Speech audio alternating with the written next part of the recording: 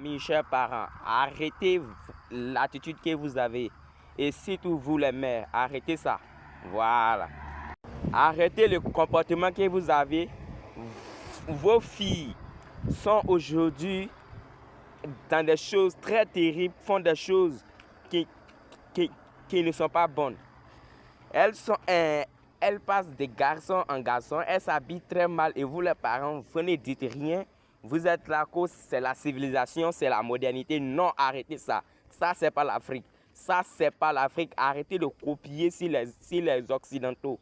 Voilà. Nous n'avons pas les mêmes civilisations, donc arrêtez. Mais bien avant de continuer dans le but du sujet, n'oublie pas de t'abonner à la page Delmon Gueye, à la page Delmon Gueye officielle qui est ma page Facebook et à la page Delmon Critique qui est ma page YouTube.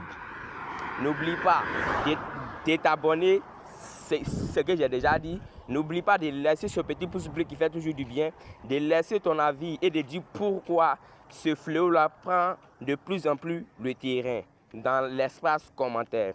Et si c'est déjà fait, on peut continuer.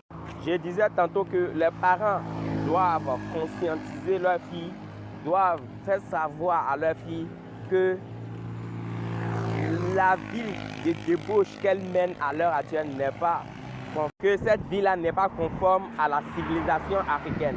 Que l'Afrique, c'est pas la vie qu'elle mène. L'Afrique, c'est pas ça. L'Afrique respecte des normes. L'Afrique, c'est pas se mettre en mini et voir ses cuisses. L'Afrique n'accepte pas qu'on montre sa poitrine dans le but de séduire. L'Afrique, c'est pas ça. L'Afrique a des normes, des valeurs ancestrales qu'elles doivent respecter.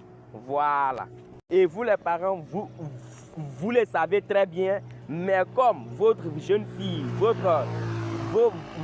enfants, quand elles s'habillent comme ça et quand elles sortent, elles ont de quoi, c'est-à-dire de l'argent qu'elles vous envoient pour fermer votre bouche, pour mettre de l'eau dans votre cerveau, pour ne pas que vous puissiez réfléchir comme il le faut.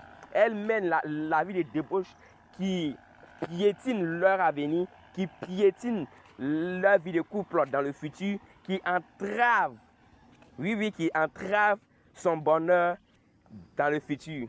Et comme on le dit, c'est le présent qui compte. Non, le présent compte, mais aussi le futur.